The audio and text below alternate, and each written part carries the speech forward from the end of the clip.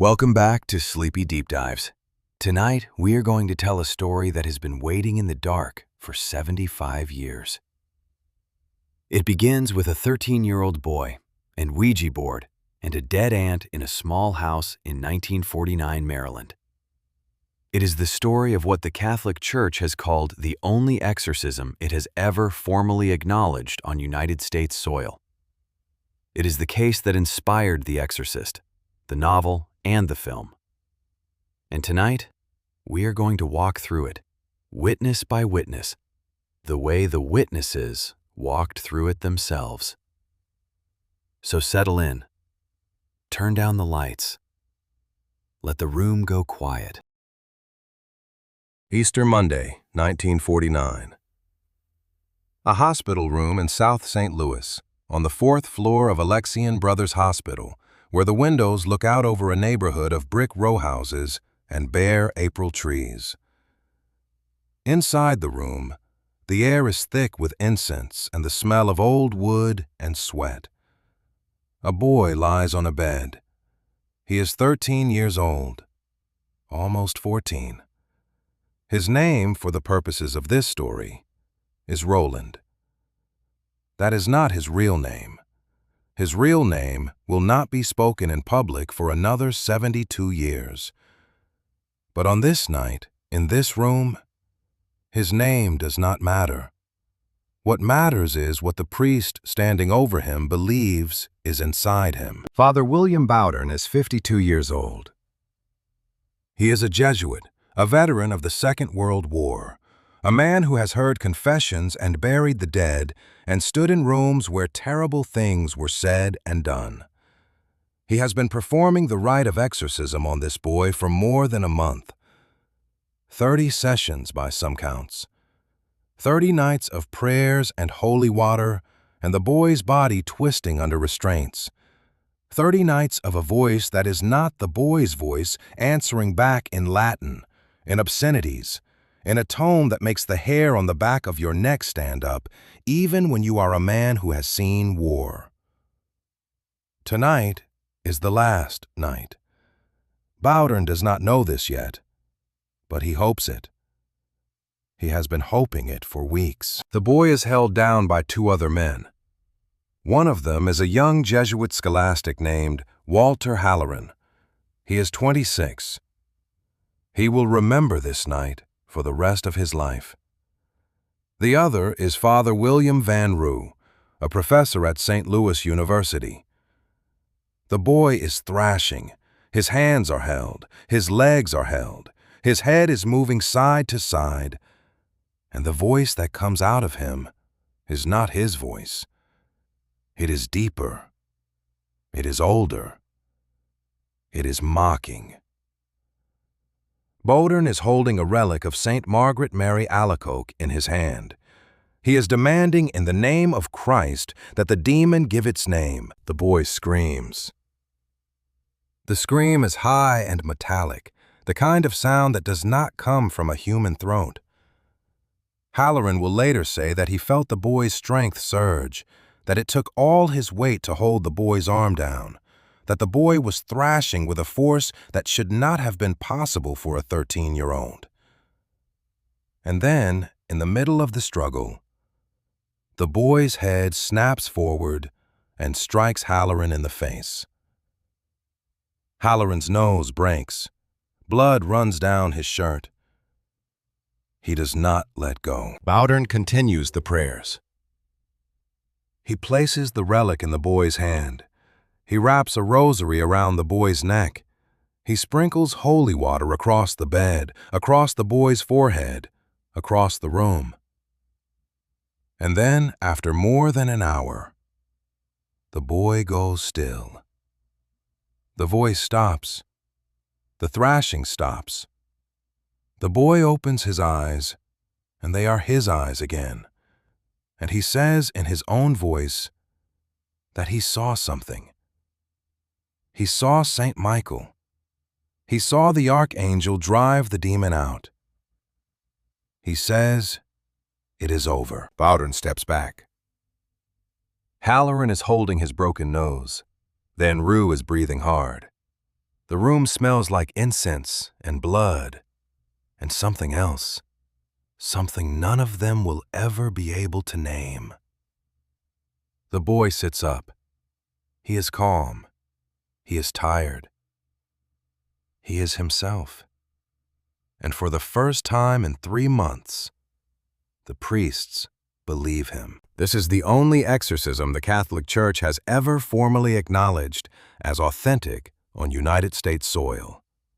It is the case that inspired William Peter Blatty's 1971 novel, The Exorcist, and William Friedkin's 1973 film, and every exorcism story that has come after. It is also the case that has been investigated, dissected, and debated by skeptics, historians, and believers for 75 years. And the boy at the center of it, the boy whose real name was Ronald Edwin Hunkeler, lived quietly until he was 84 years old and never spoke of it publicly in his life. We are going to tell this story the way it was built, piece by piece, witness by witness, from the Ouija board in a Maryland living room to a hospital bed in St. Louis, from the priests who believed they were fighting a demon to the skeptics who believed they were fighting a myth. We are not going to tell you what to believe. We are going to tell you what happened, as best as anyone can know, and we are going to hold the question open the way the question has been held open for 75 years. And at the center of it all, a boy who either carried a demon or carried a secret, and who took the answer with him to the grave. It begins in January 1949 in a small house in Cottage City, Maryland. Cottage City is a suburb of Washington, D.C., a neighborhood of narrow streets and modest homes, the kind of place where everyone knows everyone, and the children play in the yards, and the adults work in the city and come home at night. The lawns are small, the houses are close together. It is the kind of place where you can hear your neighbor's radio through the walls. The boy, Ronald, lives at 3807 40th Avenue with his mother and father. His father's name is Edwin Hunkeler. His mother's name is Odell. They are German Lutherans, a quiet family, not particularly religious, not particularly anything. Ronald is an only child. He is 13 years old. He is small for his age, slight, with dark hair and a serious face. He does not have many friends. He spends most of his time with his aunt. Her name is Harriet. Some sources call her Tilly, short for Matilda. She is Edwin's sister, and she is the person Ronald is closest to in the world. Harriet is a spiritualist. She believes in the possibility of communication with the dead. She believes in the Ouija board. And in the months before January 1949, she teaches Ronald how to use it. She is patient with him. She sits with him at the kitchen table in the afternoons after school, when the house is quiet and the light is fading. She tells him to rest his fingers lightly on the planchette. She tells him to be still. She tells him to ask questions. She tells him that the dead are not far away, that they are listening, that they want to speak. Ronald believes her. He is 13 years old, and he is lonely, and he believes her. The Ouija board is a simple thing. A flat board with the letters of the alphabet printed on it, the numbers 0 through 9, the words yes and no, and goodbye. A planchette, a small heart-shaped piece of wood or plastic that moves across the board under the fingers of the people using it. The board has been sold as a parlor game since the late 1800s. It has been marketed as a toy, as a novelty, as a way to pass the time on a Saturday night. It has also been used for just as long as a tool for contacting the dead. Harriet and Ronald use the board together. They sit at the kitchen table or in the living room with their fingers resting lightly on the planchette. and they ask questions. Is anyone there? Can you hear us? The planchette moves. Sometimes it spells out words. Sometimes it moves to yes or no. Ronald's mother does not like the board. She will say later to the priests that she wishes she had never let it into the house. But Harriet is family, and Ronald is lonely, and the board is just a game. Until it is not. In early January 1949, Harriet dies. She is in St. Louis visiting family, and she dies suddenly. The cause of death is not recorded in the sources we have. What is recorded is that Ronald is devastated. He has lost the one person who understood him, the one person who spent time with him, the one person who made him feel less alone. He does not cry at the funeral. He is very still.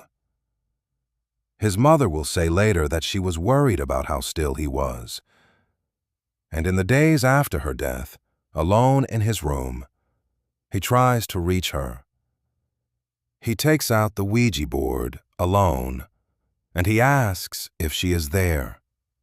He asks if she can hear him. He asks if she is coming back. On January 15, 1949, at the home of Ronald's grandmother in Cottage City, something begins. It is evening, around 7 o'clock. The family is sitting in the living room. Ronald is there, his mother is there, his grandmother is there. And they hear a sound. A dripping sound, like water falling from a faucet, slow and steady. Drip, drip, drip. They look around the room. There is no water. There is no leak. The sound is coming from nowhere and from everywhere. They check the kitchen. They check the bathroom. They check the pipes. The sound continues. Then, as they are standing in the living room, a picture on the wall begins to shake. It is a picture of Christ. It is hanging on a nail the way pictures hang, and it is shaking back and forth, as if someone is tapping it with a finger. No one is touching it. No one is near it. The shaking stops. The dripping stops. The family stands in the living room, looking at each other, and no one says anything, because there is nothing to say. That night, at Ronald's house, the scratching begins. It starts at 7 o'clock in the evening, just as it did at the grandmother's house. It is a scratching sound, like claws on wood, coming from under the floorboards of Ronald's bedroom. Scratch, scratch, scratch. Slow and deliberate, as if something is trying to get in. Ronald's mother hears it. His father hears it. They go downstairs to Ronald's room, and the sound is unmistakable. Something is under the floor. They call an exterminator. The exterminator comes the next day, pulls up the floorboards, looks for rats, for squirrels, for anything that could be making that sound. He finds nothing. He places chemicals under the floor, just in case. That night, the scratching comes back. And this time, when someone stamps on the floor, the scratching intensifies, as if whatever is down there is responding. For 10 days, the scratching continues. Every night, from 7 in the evening until midnight, the sound comes from under the floor. Ronald cannot sleep. His mother cannot sleep. His father paces the house looking for an explanation. And then, on the 10th day, the scratching stops. For 3 days, there is silence. The family begins to hope that whatever it was, it is over. On the 13th day, the scratching moves. It is no longer under the floor. It is in Ronald's room. It is coming from the bed. The sound is different now. It is not just scratching. It is a squeaking, like the sound of shoes on a wet floor, and it is moving across the mattress in a line, from one end of the bed to the other. Ronald is lying in the bed. He is not moving. His hands are on top of the blanket. His mother is watching him. The sound is real. The sound is there. And then the scratching starts again, louder now. And then a new sound, a rhythmic thumping, like the beat of a drum, like the sound of marching feet traveling across the mattress from the foot of the bed to the pillow. Ronald's mother asks a question. She does not know why she asks it. She does not know if she believes in what she is asking. But she asks, "Is this you, Aunt Harriet?" 3 knocks. Clear, deliberate. 3 knocks on the bed frame. "Knock 4 times," she says. 4 knocks. And then, across the surface of the mattress, the sound of claws, slow and deliberate, scratching in a pattern that no one in the room can explain. The mattress begins to move. Not just the sounds now, the mattress itself. Ronald is lying on it, perfectly still, his hands visible, his body not moving. And the mattress is shaking. Back and forth, in the direction of the bed frame, as if someone is pushing it from underneath. His mother watches. His father watches. They do not know what to do. The shaking continues for 15 minutes, and then it stops. The next night, the coverlet is pulled out from under the mattress. Ronald is asleep. No one is in the room. His mother comes in to check on him, and the edges of the coverlet are standing up above the surface of the bed, curled, as if they have been starched and held in place by an invisible hand. She touches the coverlet. It falls back to normal. She tucks it back under the mattress. The next night, it happens again, and then the markings began. On the night of February 26, 1949, Ronald wakes up screaming. His mother runs into the room. Ronald is doubled over in pain, clutching his ribs. She pulls up his shirt. There on his ribs, scratched deep into the skin, red and raised, is a word. The word is Louis. It is printed, not written in cursive. The letters are clear. The scratches are deep. Ronald's hands are visible. He has not moved. The word appeared through his clothes, on a part of his body he cannot reach himself.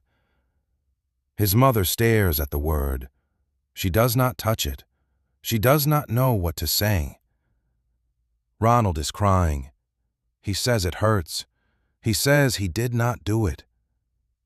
She believes him. The next night, the word Saturday appears on his hip. Ronald wakes up screaming again. The pain is sharp, sudden, as if someone has taken a needle and dragged it across his skin. His mother pulls up his shirt. The word is there. Clear, deliberate, printed in the same red scratches. The night after that, 3.5 weeks appears on his chest. This time the scratches are longer. They cover his entire chest, from collarbone to sternum. Ronald is in agony. He is writhing on the bed. His mother holds him down, trying to see where the scratches are coming from, and she sees nothing. No movement, no hand, no explanation. The words are just there. The night after that, no appears on both wrists. And then, on both legs, a large letter N. Each time Ronald doubles over in pain. Each time the words appear in places he cannot reach. Each time his mother is watching, and she sees no movement, no scratching, no explanation.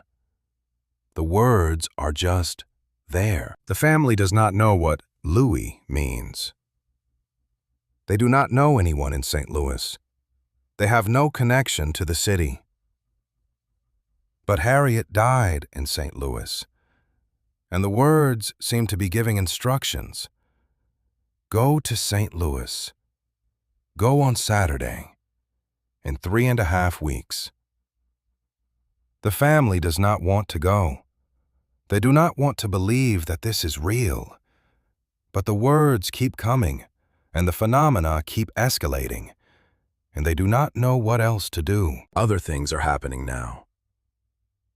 An orange flies across the room. A pear flies across the room. The kitchen table tips over, and Ronald is not near it. Milk is thrown, food is thrown, a breadboard is thrown. A coat on a hanger flies across the room. A comb flies through the air fast enough to extinguish blessed candles that a visiting minister has placed in the room. A Bible is thrown at Ronald's feet, and it does not hurt him, but it lands with a thud that everyone in the house hears. At school, Ronald's desk moves. It slides across the floor the way a planchette slides across a Ouija board, and the teacher sees it, and the other students see it, and no one can explain it. Ronald is sitting in the desk. His feet are on the floor. The desk is moving. In Boonesboro, Maryland, where the family has gone to visit relatives, Ronald sits in a rocking chair. The chair begins to spin. It spins completely around, a full 360 degrees, with Ronald sitting in it, and he is not pushing with his feet, and no one is touching the chair. The relatives see it. They do not know what to say. And then, on Ronald's leg, a picture appears. It is a picture of the devil. Horns, a tail, a grinning face. It is scratched into his skin, red and raised, and it stays there for hours. And on his chest, the word hell appears, in the same printed letters, in the same deep red scratches. The family has tried everything they know to try. They have called an exterminator. They have called a plumber. They have called a doctor. The doctor examines Ronald. He finds nothing wrong. Ronald is a normal boy, the doctor says. Somewhat high-strung, perhaps, but normal. They take Ronald to a psychiatrist. The psychiatrist talks to him, tests him, and comes to the same conclusion. Normal. A little anxious, perhaps, but nothing that would explain what the family is describing. Ronald sits in the psychiatrist's office and answers the questions politely. He is cooperative. He is calm. He does not tell the psychiatrist that he is terrified. He does not tell the psychiatrist that he wakes up every night expecting the pain, the scratches, the words. He does not tell the psychiatrist that he is afraid to go to sleep. They call a spiritualist. The spiritualist comes to the house, performs rituals, speaks formulae that are supposed to banish spirits. Nothing changes. They call 2 Lutheran ministers. The ministers come, pray, bless the house. Nothing changes. One of the ministers, Reverend Luther Miles Schultz, is convinced that what he is seeing is real. He will later say that he witnessed phenomena he could not explain. He will also, 41 years later, in a 1990 interview, confirm the family's name, Hunkeler. But in 1949, he does not know what to do. He refers the family to the Catholics. The Catholics have a rite for this. The rite of exorcism. It is an old rite, codified in the Roman ritual of 1614, a formal liturgical procedure for the expulsion of demons from a person, a place, or a thing. It is not used lightly. It is not used often. But the Catholic Church believes in the reality of demonic possession, and it has priests who are trained to recognize it, and it has a process for dealing with it. And so, in late February 1949, the Hunkler family contacts a Catholic priest. His name is Father E. Albert Hughes. He is an assistant pastor at St. James Catholic Church in Mount Rainier, Maryland. He is young, earnest, and he believes what the family is telling him. He comes to the house.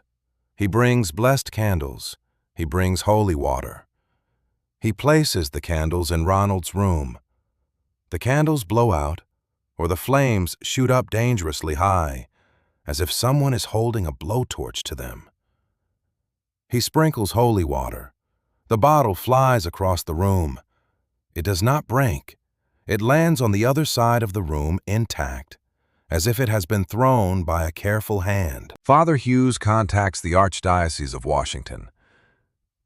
He speaks to Archbishop Patrick O'Boyle. O'Boyle listens, and he tells Hughes to take the boy to Georgetown University Hospital for a full psychiatric evaluation. Georgetown is a Jesuit institution. It has doctors, psychiatrists, priests. If this is possession, they will know.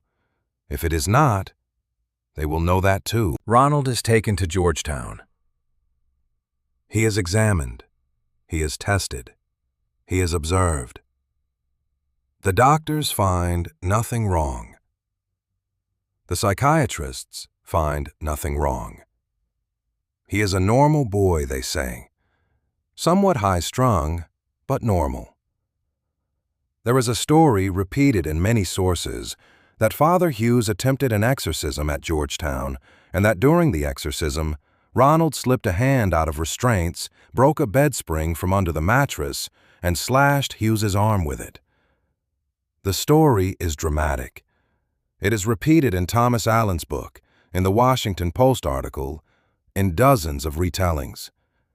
But the investigative journalist Mark Upsasnik, who spent years researching this case, reported in 1999 that he could find no evidence that Hughes's exorcism attempt and injury actually occurred. No hospital records, no witnesses, no confirmation from Hughes himself. The story may be true. It may be embellishment. We do not know. What we do know is that the family left Georgetown without answers, and that the phenomena continued. And so, in early March 1949, the family does what the markings on Ronald's body told them to do. They go to St. Louis. They go on a Saturday, 3.5 weeks after the first marking appeared. They go to stay with relatives, an aunt and uncle who live in the northern suburbs of the city. And they hope, perhaps, that leaving Maryland will leave the phenomena behind. It does not. On the first night in St. Louis, in the aunt's house, the mattress begins to shake. The scratching begins. A stool tips over several feet from the bed with no one near it. The aunt and uncle see it. They do not know what to say. The next day, they call a priest. His name is Father Raymond Bishop. He is a Jesuit, a professor of education at St. Louis University, and he has been called to the house by a student at the university who is a cousin of the family. Bishop arrives on the evening of March 9, 1949. He is not expecting much. He has heard stories like this before, stories of troubled families and overactive imaginations, and he is a careful man, a scholar, not given to credulity. But he agrees to come, and he agrees to bless the house, and he agrees to stay and observe. That night in Ronald's room, Bishop places a second-class relic of St. Margaret Mary Alacoque under the boy's pillow. He pins it to the pillowcase with a safety pin. He blesses the room with holy water from St. Ignatius, making the sign of the cross in the air. And then he sits with the family, and he watches. The mattress begins to move. It is a slow movement at first, back and forth, in the direction of the bed uprights, as if someone is pushing it from underneath. Ronald is lying on the mattress. He is perfectly still. His hands are visible. His body is not moving. Bishop watches. The aunt watches. The uncle watches. Ronald's mother watches. The movement continues for 15 minutes. And then Bishop takes the holy water and sprinkles it again, this time in a cross pattern over the bed. The movement stops. Bishop goes home that night and begins to write. He will keep a diary of everything he sees every night for the next 6 weeks. The diary will become the spine of this case, the primary document that historians and skeptics and believers will return to again and again. It is detailed. It is careful. It is written by a man who is trying to understand what he is seeing and who does not yet know what to call it. The next night, Father William Bowdern comes to the house. Bowdern is the pastor of St. Francis Xavier College Church, the Jesuit church on the campus of St. Louis University. He is 52 years old. He is a veteran of the Second World War. He is a man who has seen terrible things and who is not easily shaken. He comes to the house and he sees the scratches on Ronald's body. Long red marks in the shape of a cross on the boy's chest and back. He sees objects move. He sees the mattress shake. And he believes what he is seeing. Bowdern is not a man given to flights of fancy. He is a pastor, a confessor, a man who has buried soldiers and heard the confessions of the dying. He has seen the worst of what human beings can do to each other. But what he sees in this room, in this house, is something he cannot explain by human means. He believes the boy is in danger. He believes something is inside him. On March 14th, Bowdern writes a letter to Archbishop Joseph Ritter of St. Louis. He requests formal permission to perform the rite of exorcism. Ritter grants it. This is not a decision made lightly. This is not a few rogue priests acting on their own. This is the Archbishop of St. Louis, the head of the diocese, formally authorizing the rite of exorcism on a 13-year-old boy. It is the only time in the history of the Catholic Church in the United States that such authorization has been formally acknowledged. The exorcisms began on March 15, 1949. They will continue on and off for the next 5 weeks. Approximately 30 sessions by the count of those involved. Some sessions last an hour. Some last all night. The sessions take place in multiple locations: the family's home in the Belnor suburb, the rectory of College Church on the St. Louis University campus, the White House Retreat Center, and, for the final sessions, a private room on the 4th floor of Alexian Brothers Hospital in South St. Louis. The team of priests includes Bowdern, Bishop, and a young Jesuit scholastic named Walter Halloran. Halloran is 26 years old. He is not yet ordained.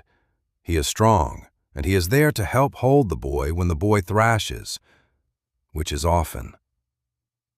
Other priests rotate in and out. Father William Van Roo, a professor at St. Louis University, is present for some sessions. There are, by some counts, 48 people who witness parts of the exorcism over the course of the 5 weeks. 9 of them are Jesuits. The sessions follow the structure of the rite of exorcism. Prayers, invocations, the litany of the saints, the Gospel of John, the sprinkling of holy water, the placing of relics on the boy's body, and then the commands. In the name of Christ, tell us your name. In the name of Christ, depart from this boy. In the name of Christ, go back to hell. The rite is old. It is formal. It is a liturgical act, not a conversation. The priest does not ask. The priest commands. The priest invokes the authority of Christ, the authority of the church, the authority of heaven. And the priest waits for the demon to respond. The boy's response, according to the diary, is violent. He thrashes, he screams, he spits. He spits at the priests. He spits at the relics. He spits at the holy water. His voice changes. It becomes deeper, older, mocking. He speaks in Latin, a language he has not studied. He answers the prayers with obscenities, with blasphemies, with phrases that make the priests step back and cross themselves. He writhes under the holy water as if it is burning him. His strength, according to the diary, is beyond natural. It takes 3 grown men to hold him down. Bowdern will write in his notes that the boy's body moved with a force that seemed impossible. Halloran will say that he felt the boy's muscles surge, that the boy's arms were like iron, that holding him down was like trying to hold down a wild animal. Van Roo will say that the boy's eyes were different.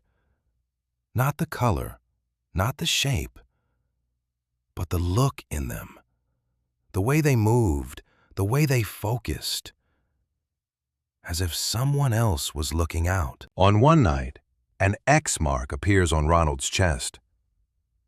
Bowdern interprets it as the Roman numeral 10. He believes it means the demon will leave on the 10th day from that night. He is wrong. The sessions continue. On another night, the word spite appears on Ronald's body.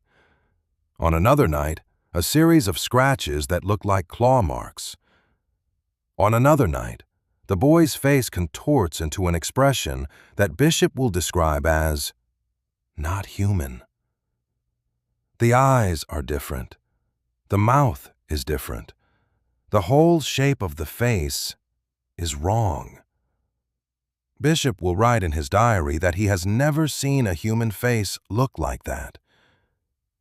He will write that it frightened him. The priests place relics in Ronald's hands.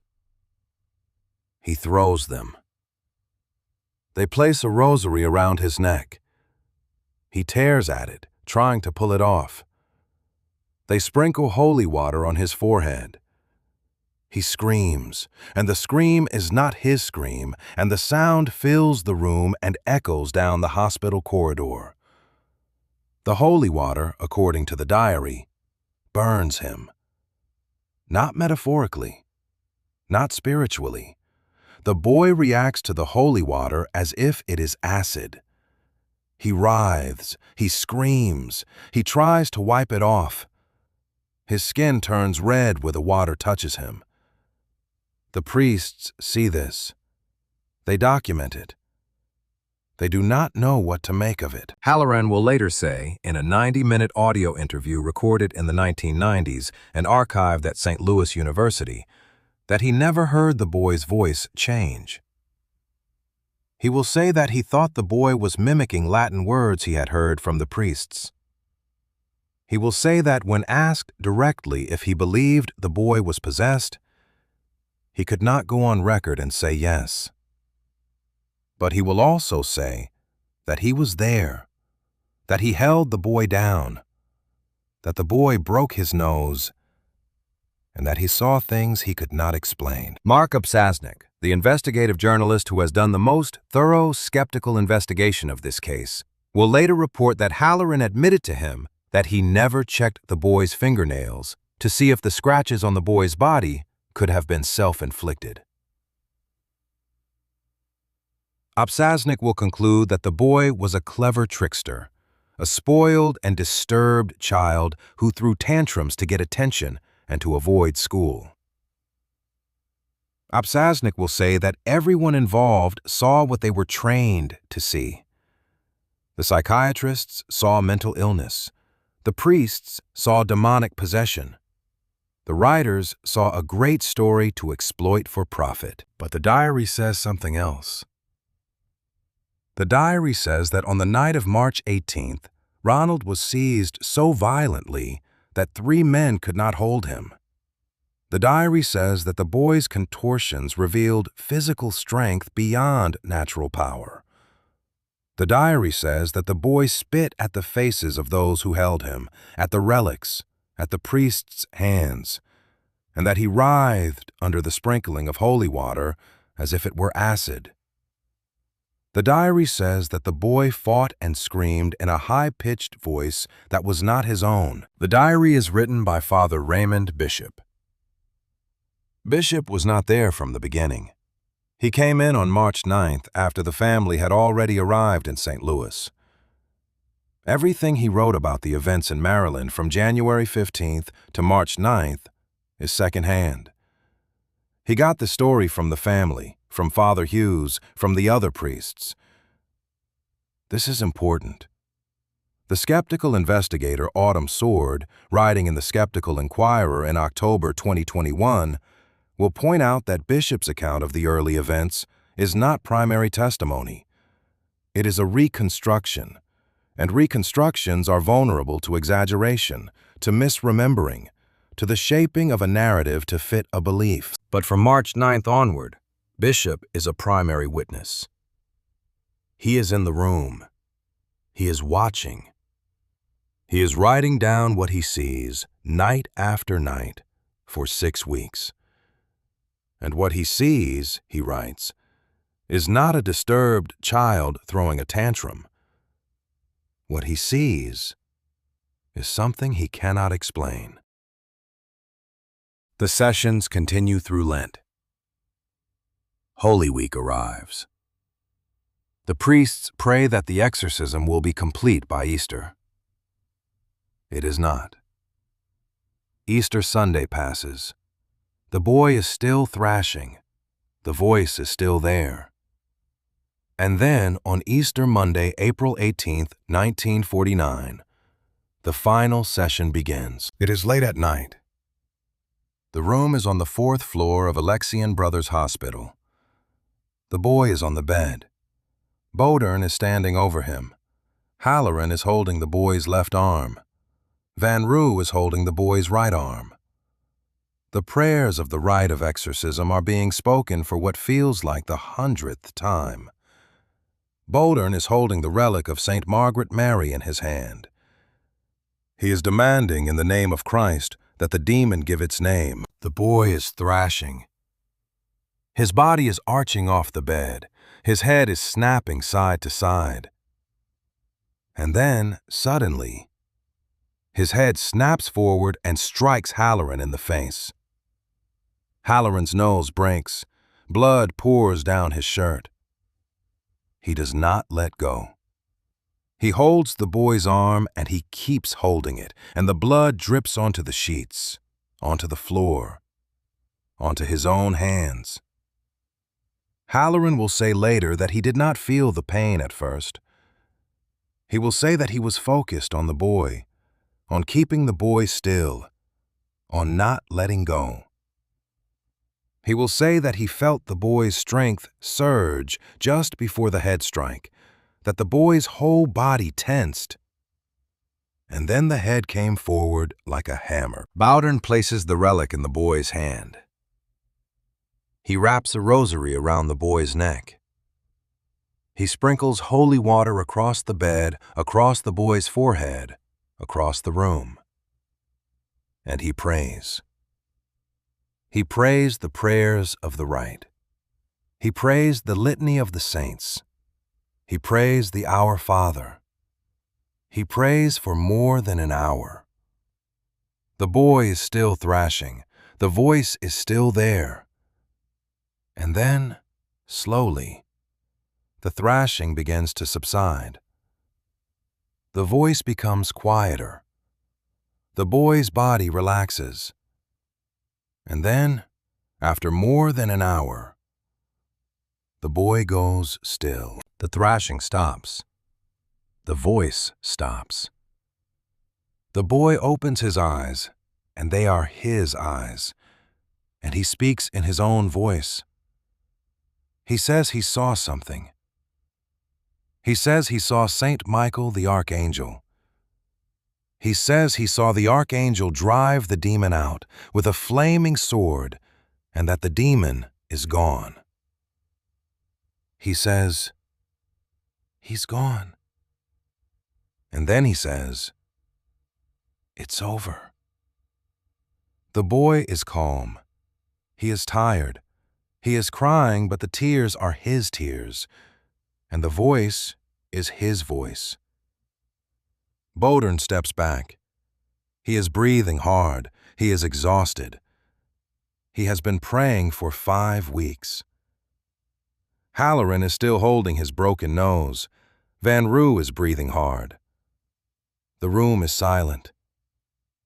The boy sits up. He is calm. He is tired. He is himself. And for the first time in 3 months, the priests believe that it is over. The next day, Ronald and his mother return to Maryland. The phenomena do not return. The scratching does not return. The voices do not return. The mattress does not move. Ronald goes back to school. He enrolls at Gonzaga High School in Washington, D.C., a Jesuit school. He graduates in 1954. He lives an ordinary life. He gets a job. He works for NASA as an engineer for decades. He marries. He has a family. He lives in the suburbs. He goes to work. He comes home. He is quiet. He does not speak about what happened to him in 1949. His family does not speak about it. The priests keep their silence, bound by the seal of the exorcism and by their own sense of discretion. In the summer of 1949, a reporter for the Washington Post named Bill Brinkley hears about the case. He writes an article published on August 20th, 1949, with the headline, "Priest Frees Mount Rainier Boy Reported Held in Devil's Grip." The article is careful. It does not name the boy. It does not name the family. It describes the case in broad strokes, and it quotes unnamed sources who say that the exorcism was successful and that the boy is now living a normal life. The article is read by a 21-year-old student at Georgetown University. His name is William Peter Blatty. He is a senior, class of 1950. He hears the rumors of the exorcism from the Jesuits at Georgetown. He reads the Washington Post article, and the story stays with him. For the next 20 years, Blatty builds a career as a screenwriter. He writes comedies. He writes war films. He writes A Shot in the Dark, the second Pink Panther film. But the story of the exorcism is always in the back of his mind. And in 1969, he begins to write a novel. The novel is called The Exorcist. It is the story of a 12-year-old girl named Reagan McNeil, who becomes possessed by a demon after playing with a Ouija board in the basement of her home in Georgetown. It is the story of 2 priests, Father Damien Karras and Father Lancaster Marin, who perform an exorcism that lasts through the night and ends with one of them dead. It is a work of fiction, but it is built on the bones of the Roland Doe case. Blatty consults Father Bowdern. He reads Bishop's diary. He takes the details, the body markings, the voice change, the holy water, the violence, and he shapes them into a story that will terrify a generation. The novel is published in 1971 by Harper and Row. It spends 57 weeks on the New York Times bestseller list. It sells millions of copies. It is adapted into a film. The film is directed by William Friedkin. It is released on December 26, 1973. It stars Ellen Burstyn, Max von Sydow, and a 12-year-old girl named Linda Blair. It is nominated for 10 Academy Awards. It wins, too. It is one of the highest-grossing horror films of all time. And it is, for most people, the only version of the Roland Doe story they will ever know. The film is chaos. In Chicago, frustrated moviegoers use a battering ram to force their way into a theater. In Kansas City, police use tear gas to disperse an impatient crowd. All 3 television networks cover the story. Walter Cronkite devotes nearly 10 minutes to it on CBS. People faint in theaters. People vomit. People walk out. The film is banned in some countries. It is protested by religious groups.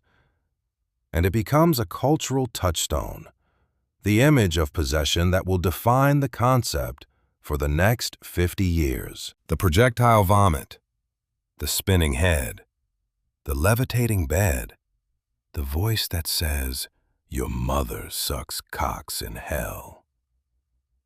None of that is in the Roland Doe case. The Roland Doe case is quieter. It is slower. It is a boy in a bed thrashing and spitting, and a group of priests praying through the night. But the film is what people remember. The film is what people believe. And Ronald Edwin Hunkeler, the boy at the center of it all, lives quietly. He grows up. He gets a job. He works for NASA as an engineer for decades. He never speaks publicly about what happened to him. His family never speaks publicly.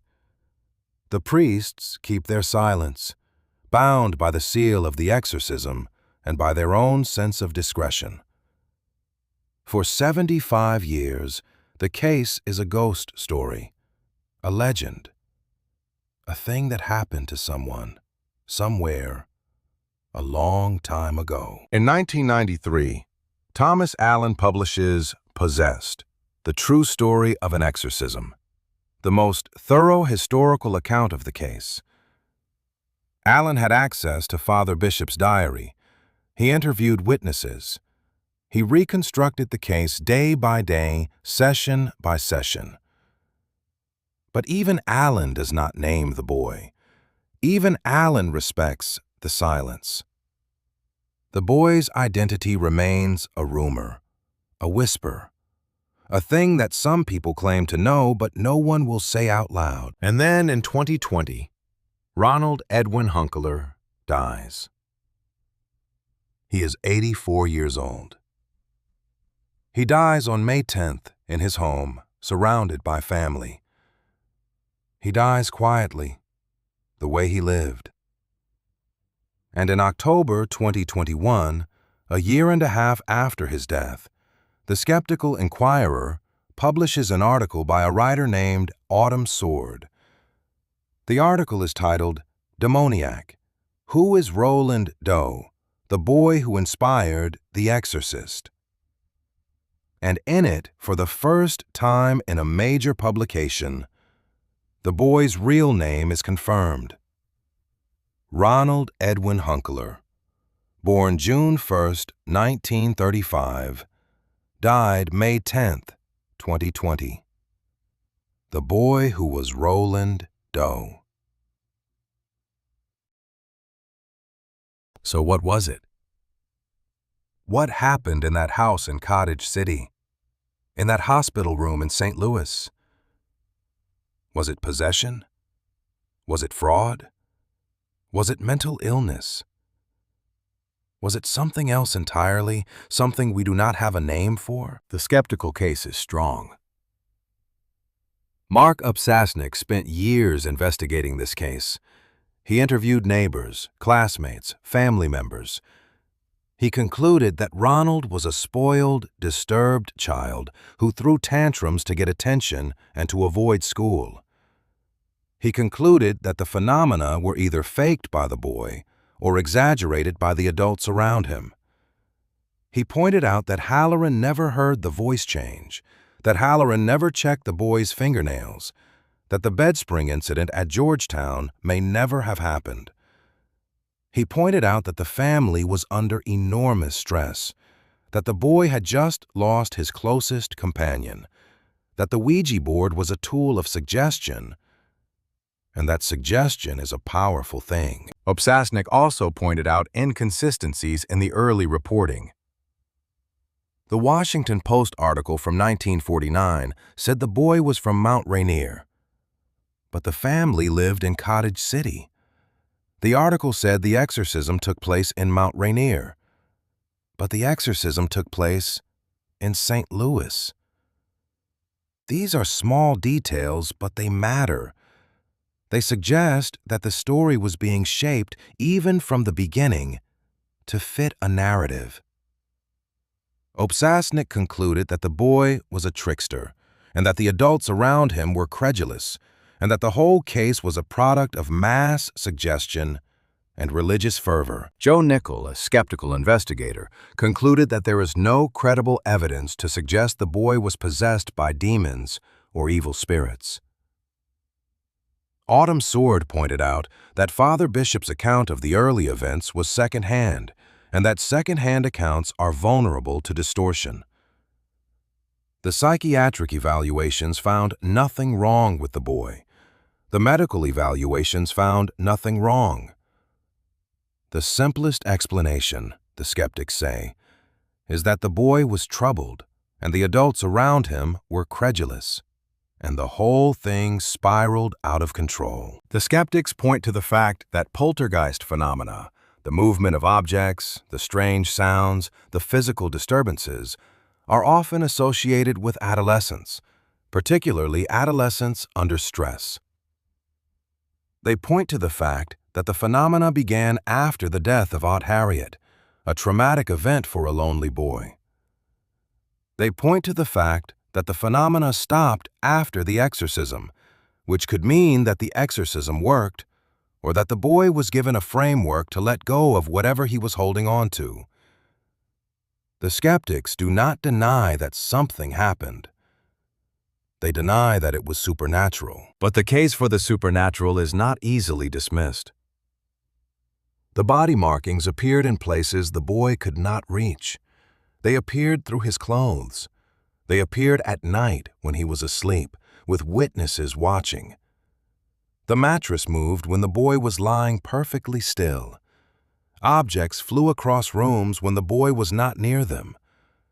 The boy's strength, according to multiple witnesses, was beyond what a 13-year-old should have been able to produce. The holy water burned him. The relics made him scream. And the phenomena stopped, completely and permanently, after the final exorcism. Thomas Allen, the historian who had the most access to Father Bishop's diary, wrote in 2013 that definitive proof that the boy was possessed by malevolent spirits is unattainable. He is not a skeptic. He is a careful historian, and his conclusion is that we cannot know. We cannot know what was in that room. We cannot know what was in that boy. We can only know what the witnesses said they saw, and what the boy said he experienced, and that after 75 years, the case remains open. There are 4 possible answers. The first is that Ronald Edwin Hunkeler was possessed by a demon, and that the rite of exorcism drove the demon out. This is the answer the priests believed. This is the answer the church acknowledged. This is the answer that requires belief in the invisible world, in the reality of demons, in the power of the sacraments. The second is that Ronald Edwin Hunkeler was a troubled child who faked the phenomena, consciously or unconsciously, and that the adults around him were too credulous to see it. This is the answer the skeptics prefer. This is the answer that requires belief in the power of suggestion, in the credulity of witnesses, in the ability of a 13-year-old to fool a room full of priests and doctors. The third is that Ronald Edwin Hunkeler was the agent of a poltergeist, a psychokinetic phenomenon produced by his own unconscious mind in response to grief and stress, and that the exorcism worked not because it drove out a demon, but because it gave him a framework to let go. This is the answer that splits the difference. This is the answer that says something real happened, but that it was not supernatural in the way the Church understands supernatural. This is the answer that says the boy was not possessed by an external entity, but that his own mind, his own grief, his own unconscious rage and fear was manifesting as physical phenomena, and that the exorcism worked because it gave him permission to stop. The fourth is that we do not know, and that we may never know, and that the case is a Rorschach test in which everyone sees what they are trained to see. The priests saw possession.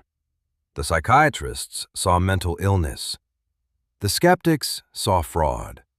The historians saw an unsolvable mystery. And the boy, the man, Ronald Edwin Hunkeler, took the answer with him to the grave. William Peter Blatty died in 2017 at the age of 89. In his final interviews, he was asked if he believed the Roland Doe case was real. He said yes. He said he had spoken to the priests, he had read the diary, and he believed that what they described was real. But he also said something else. He said that the most important thing about The Exorcist, the novel and the film, was not whether the possession was real. The most important thing was that it was a story about faith, about doubt, about the question of whether there is anything beyond the material world, and about what it costs to believe in that question. Blatty died believing that the invisible world was real. He died believing that the Roland Doe case was proof of that. He died believing that the boy was saved. And maybe that is the answer. Maybe the Roland Doe case is not about whether demons are real. Maybe it is about what happens when a family is in crisis, when a child is suffering, when the medical system has no answers, and when the only people who will sit with them through the night are a group of priests who believe that the invisible world is as real as the visible one. Maybe it is about what happens when you take a boy who is grieving and isolated and terrified, and you tell him that what he is experiencing has a name, and that there is a ritual to make it stop, and that he is not alone. Maybe the exorcism worked not because it drove out a demon, but because it gave the boy a way to come home. Or maybe there was a demon. Maybe the priests were right. Maybe the skeptics are wrong. Maybe the invisible world is real. And maybe, on a cold night in April 1949, a group of men stood in a hospital room and fought something that should not exist, and won. We do not know. The case is open. It has been open for 75 years, and it will remain open because the only person who could close it is gone. Ronald Edwin Hunkeler died on May 10, 2020, at the age of 84. He lived a quiet life. He worked as an engineer. He had a family. He never spoke publicly about what happened to him in 1949. His family has asked for privacy. His name was not revealed until after his death. And the case that inspired the most famous horror film of all time, remains what it has always been: a story, a mystery, a question with no answer. Thank you for listening. If you made it this far, you are part of a quiet community of people who like their stories long and dark and unsolved. If you want more of these, subscribe. If you want to support the work, there is a Patreon link in the description. And if you want to leave a comment, leave it. I read them all. Until then, sleep well. Turn down the lights. And remember that some questions do not have answers. And that is all right.